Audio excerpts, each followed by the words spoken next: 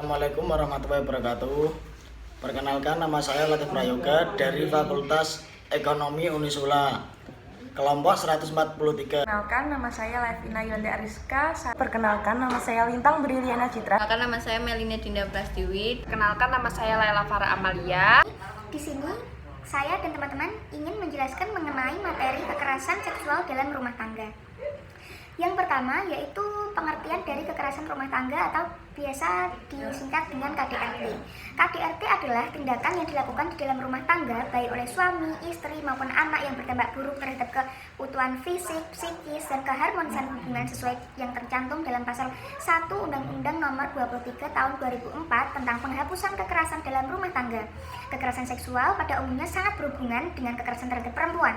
Kekerasan seksual juga dapat didefinisikan sebagai segala serangan yang mengarah pada seksualitas seseorang, baik laki-laki maupun perempuan, yang dilakukan di bawah tekanan. Kekerasan seksual termasuk pada kekerasan perbudakan seksual, perdagangan orang untuk dieksploitasi, pelecehan seksual, sterilisasi paksa, serta pengambilan paksa dan prostitusi paksa. Kemudian yang merupakan ruang lingkup tindakan KDRT adalah perbuatan terhadap seseorang, terutama perempuan, yang berakibat timbulnya kesengsaraan atau penderitaan secara fisik, seksual, psikologi, dan penelantaran rumah tangga, termasuk ancaman untuk melakukan perbuatan, pemaksaan, atau perampasan kemerdekaan secara melawan hukum dalam lingkup rumah tangga. Sebagian besar korban KDRT adalah kaum perempuan, yaitu istri, dan pelakunya adalah seorang suami. Walaupun ada juga korban justru sebaliknya, atau orang-orang yang tersubordinasi di dalam rumah tangga itu.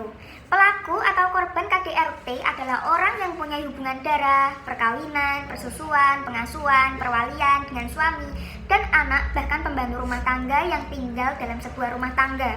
Tidak hanya itu, tindakan KDRT dapat ditangani secara tuntas karena korban sering mengalami ikatan struktur budaya agama dan belum terdapat hukum yang berlaku mengenai tindak KDRT. Padahal perlindungan oleh negara dan masyarakat bertujuan untuk memberikan rasa nyaman, aman terhadap korban serta menindak pelakunya. Kemudian bentuk-bentuk dalam kekerasan rumah tangga yaitu 1. Kekerasan fisik. Kekerasan fisik adalah segala perbuatan yang dapat mengakibatkan rasa sakit, luka-luka, dan membuat korbannya tidak berdaya. Misalkan melakukan tindakan menendang, memukul, dan menampar. Parahnya lagi, kekerasan fisik sampai membuat nyawa korbannya terancam, bahkan sampai meninggal dunia. Kemudian yang kedua adalah kekerasan secara psikis. Kekerasan secara psikis adalah tindakan yang mengakibatkan seseorang merasa takut, trauma, depresi, tidak berdaya, dan hilangnya rasa percaya diri. Kekerasan psikis contohnya seperti mengucapkan kata-kata kasar, menghina, memaksa, dan mengancam. Kemudian yang ketiga yaitu kekerasan secara seksual. Kekerasan secara seksual meliputi kontak fisik seperti meraba, menyentuh organ intim, mencium, berhubungan seksual secara paksa, serta perbuatan lain yang menimbulkan rasa jijik, terhina, dan merasa dikendalikan. Parahnya, pemaksaan hubungan seksual ini dapat membuat pasangannya terluka dan cedera. Kemudian yang keempat yaitu penelantaran rumah tangga. Di sini definisi dari penelantaran rumah tangga adalah seseorang pimpinan keluarga seperti ayah maupun suami menelantarkan istri dan anak-anaknya tanpa memberi nafkah lahir maupun batin. Yang kedua yaitu bentuk-bentuk kekerasan seksual dalam rumah tangga dibagi menjadi 4. Yang pertama yaitu pasangan menyentuh anggota tubuh sensitif dengan cara tidak layak. Yang kedua, pasangan menyakiti Anda selama melakukan hubungan seksual. Yang ketiga, pasangan memaksa berhubungan seksual tanpa menggunakan kondom atau alat kontrasepsi. Yang ketiga yaitu pasangan memaksa berhubungan seksual tanpa menggunakan kondom atau alat kontrasepsi. Yang keempat, pasangan memaksa Anda untuk berhubungan seksual dengan orang lain. Saya akan menerangkan step selanjutnya mengenai penyebab kekerasan dalam rumah tangga. Penyebab KDRT terdapat 4. Yang pertama, laki-laki dan perempuan tidak dalam posisi yang setara. Yang kedua, masyarakat menganggap laki-laki dalam menanamkan anggapan bahwa laki-laki harus kuat, berani, serta tanpa ampun. Yang ketiga, KDRT dianggap bukan sebagai permasalahan sosial tetapi persoalan pribadi terhadap relasi suami istri. Yang keempat, pemahaman keliru terhadap ajaran agama sehingga timbul anggapan bahwa laki-laki boleh menguasai perempuan. Faktor penyebab kekerasan seksual dalam rumah tangga. Berdasarkan hasil SPHPN tahun 2016, mengungkapkan terdapat 4 faktor penyebab terjadinya kekerasan fisik atau seksual terhadap perempuan yang dilakukan oleh pasangan, yaitu faktor individu, faktor pasangan, faktor sosial budaya, dan faktor ekonomi. 1. Faktor individu atau perempuan. Jika dilihat dari bentuk pengesahan perkawinan seperti melalui kawin siri, secara agama, adat, kontrak, atau lainnya, perempuan yang menikah secara siri, kontrak, dan lainnya tersebut berpotensi 1,42 kali lebih besar mengalami kekerasan fisik atau seksual dibandingkan perempuan yang menikah secara resmi diakui negara melalui catatan sipil atau KUA. Selain itu, faktor seringnya bertengkar dengan suami, perempuan dengan faktor ini beresiko 3,95 kali lebih tinggi mengalami kekerasan fisik atau seksual dibandingkan yang jarang bertengkar dengan suami atau pasangannya. Perempuan yang sering menyerang suami atau pasangannya terlebih dahulu juga beresiko 6 kali lebih besar mengalami kekerasan fisik atau seksual dibandingkan yang tidak pernah menyerang Suami atau pasangannya terlebih dahulu. Saya akan melanjutkan slide berikutnya, yaitu faktor pasangan. Perempuan yang suaminya memiliki pasangan lain berisiko 1,34 kali lebih besar mengalami kekerasan fisik atau seksual dibandingkan perempuan yang suaminya tidak mempunyai istri atau pasangan lain. Begitu juga dengan perempuan yang suaminya berselingkuh dengan perempuan lain cenderung mengalami kekerasan fisik dan atau seksual 2,48 kali lebih besar dibandingkan yang tidak berselingkuh. Di samping itu, ada pula perempuan yang memiliki suami menganggur beresiko 1,36 kali lebih besar mengalami kekerasan fisik atau seksual dibandingkan yang pasangannya bekerja atau tidak menganggur. Faktor suami yang pernah minum minuman keras. Perempuan dengan kondisi suami tersebut cenderung 1,56 kali lebih besar mengalami kekerasan fisik dan atau seksual dibandingkan yang suaminya tidak pernah minum minuman keras.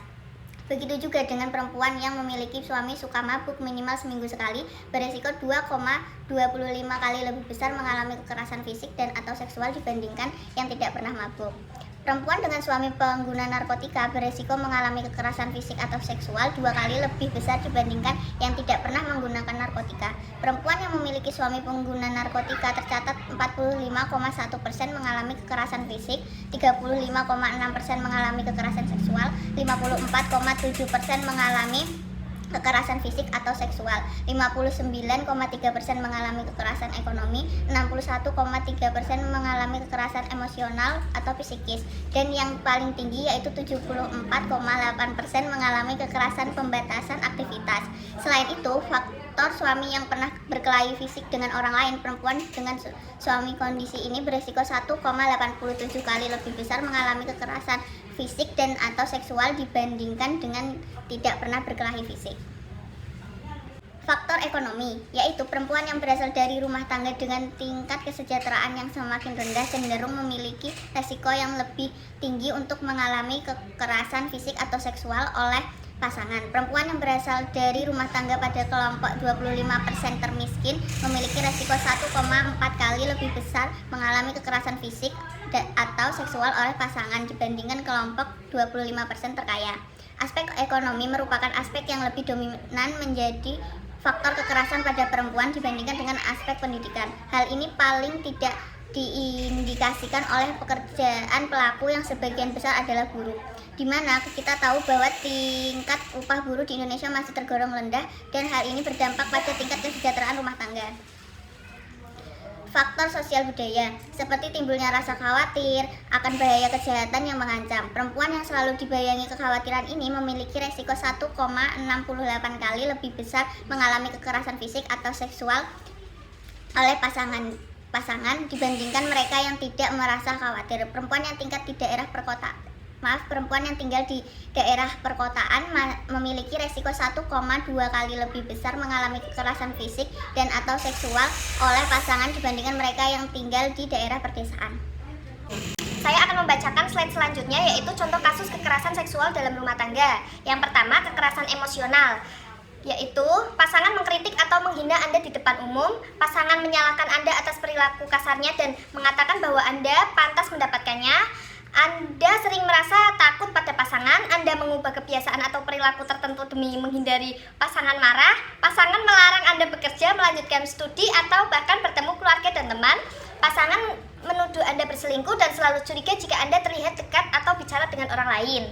Yang kedua, intimidasi dan ancaman. Selain melakukan kekerasan secara emosional, pasangan yang melakukan KDRT biasanya kerap melakukan intimidasi atau ancaman kepada pasangannya, seperti pasangan pernah membuang atau menghancurkan barang milik Anda. Pasangan terus-menerus mengikuti dan ingin tahu keberadaan Anda. Pasangan mengancam dan membunuh dirinya sendiri atau membunuh anak Anda. Pasangan selalu memeriksa benda pribadi Anda atau membaca pesan singkat dan surat elektronik Anda.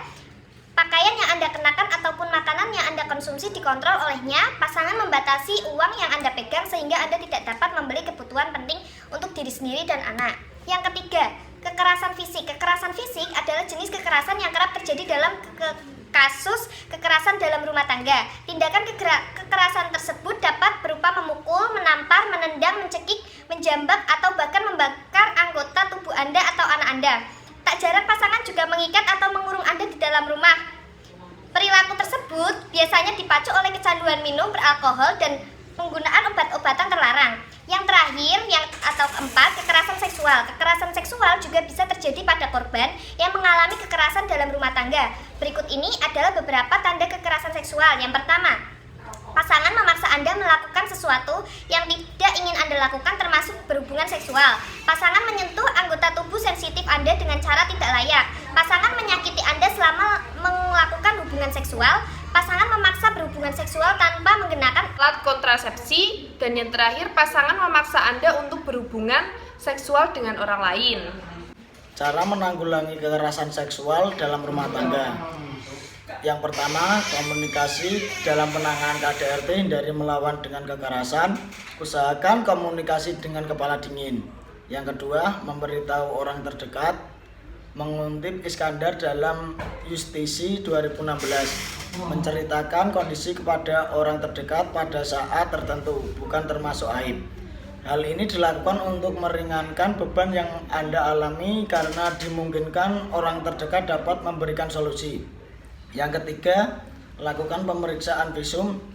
Dokumentasikan kekerasan fisik yang Anda alami dengan memeriksakan diri ke pusat pelayanan kesehatan atau melakukan visum segera setelah Anda mengalaminya. Yang keempat, upaya penyelamatan diri.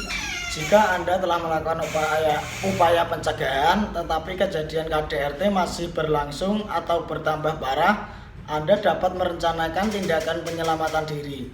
Dalam upaya penyelamatan diri, buatlah rencana untuk pergi dan bicaralah kepada orang lain atau melaporkan kepada pihak yang berwajib. Yang kelima atau yang terakhir, melaporkan kepada pihak berwajib.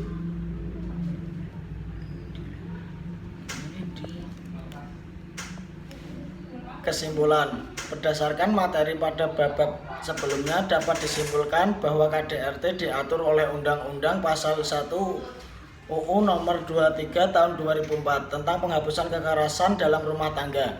Mereka dapat dipidana jika melakukan hal-hal yang memaksa atau menyakiti seperti pasangan menyentuh anggota tubuh sensitif Anda dengan cara tidak layak, pasangan menyakiti Anda selama melakukan hubungan seksual, dan pasangan memaksa berhubungan seksual tanpa menggunakan kondom atau alat kontrasepsi. KDRT biasanya terjadi karena beberapa faktor seperti faktor individu atau perempuan, faktor ekonomi, faktor pasangan, dan masih banyak lagi. Jika kita mengalami KDRT, hendaknya langsung melaporkan karena Kepolisian Negara Republik Indonesia telah membuat peraturan Kapolri nomor 10 tahun 2007 tentang organisasi dan tata kerja bentuk upaya polisi untuk menanggulangi KDRT dan melindungi korban KDRT dengan membentuk unit yang bertugas untuk memberikan pelayanan dan perlindungan kepada perempuan dan anak. Dengan adanya peraturan tersebut, kasus KDRT akan langsung diurus dengan baik agar memberi efek jera kepada pelaku sehingga meminimalisir terjadinya kasus KDRT di Indonesia. Apabila ada seorang korban yang merasa takut dan terancam untuk melaporkan adanya tindak kekerasan dalam rumah tangga yang dialami, korban dapat melambangkan simbol SOS. Simbol SOS tersebut sudah banyak digunakan di dalam maupun di luar negeri. Simbol tersebut terdiri dari gerakan begini. Untuk itu, masyarakat sekitar harus peka dan peduli dengan adanya korban kekerasan dalam rumah tangga di lingkungan sekitar. Hal tersebut dapat meminimalisir dan mengurangi adanya tindak kekerasan dalam rumah tangga di lingkungan masyarakat. Sekian penjelasan kekerasan seksual dalam rumah tangga dari kelompok kami, kelompok KKN 143. Wassalamualaikum warahmatullahi wabarakatuh.